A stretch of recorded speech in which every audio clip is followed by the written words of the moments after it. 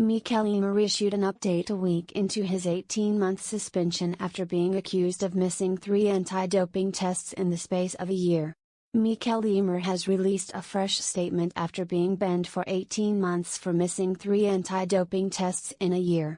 The world number 51 earned his first top 10 win at Wimbledon before learning that the International Tennis Federation successfully appealed the decision that initially found Ymer bore no fault for missing the 3rd test.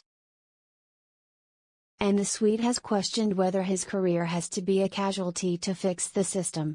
The day after Wimbledon, Ymer was notified that he had been banned for 18 months, missing 3 anti-doping tests in a 1-year period.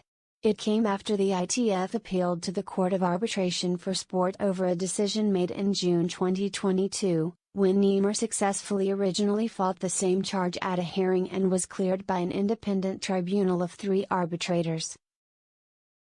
The world number 51, who has not tested positive for any banned substances, is now serving his suspension and will not be able to return to competition until 2025.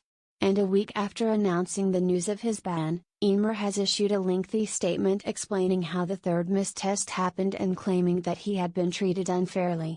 Ymer said he had been booked into the main hotel at the Rouen Challenger but was actually placed in the tournament's secondary accommodation upon arriving.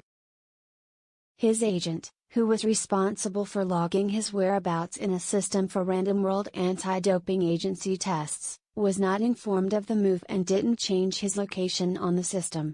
It just happened to be that w.a.t decided to show up for an out-of-competition test the following morning at the main hotel. The hotel where I tried to check in a few hours earlier, but was rejected, Ymer wrote. The Swedish tennis star also explained that he set his availability for 6 a.m. to 7 a.m. but claimed the test handler waited until 6:55 a.m. to try and chase him up, by which time it would have been too late to make it to the main hotel. Ymer continued, upon learning that I wasn't at the hotel, and despite knowing that a player's career was on the line, he decided to run down the clock until he called me. At my hearing he claimed it was protocol, that he wasn't obligated to make an effort to contact me until 5 minutes before my time was up. But at my hearing, my attorney was able to prove that this exact handler had gone out of his way to find a different player at another event, and therefore it is clear that the protocol is only applicable if the handler so chooses. As well as claiming the handler treated him differently from other players, the 24-year-old alleged that other players had been cleared for instances of missing 3 tests in a 12-month period if it was found to be the result of a similar mistake. I know for a fact that other players have been cleared after having had 3 strikes, last occasion was 2022, despite being very similar scenarios to mine. So why was I different? He wrote. With Ymer now sidelined until 2025, he will have no ranking when he returns and will have to start competing at the lowest level tournaments. An 18-month suspension is de facto a 3-year ban, as it's gonna take a long time and a substantial effort to get my ranking back up to where it is now. Since I'm gonna be starting from scratch. And there's no guarantee I will even succeed in doing that, he said. I feel like this is an important case and important for other people to know the ins and outs. I'm sure my fellow colleagues on the tour are worried themselves, that one day it could be them. If this is the kind of thing that can take a player off the tour, everyone is at risk.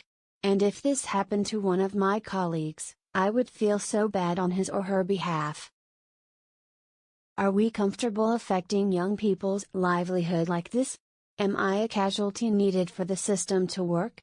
Last week, the CAS released a statement explaining how they came to the decision to ban Ymer for 18 months, revealing that the ITF initially applied to have him banned for 2 years. The majority of the panel found that the degree of fault of the player, a professional and experienced athlete, was high, although the 3rd whereabouts failure could be described as the result of culpable negligence, it read.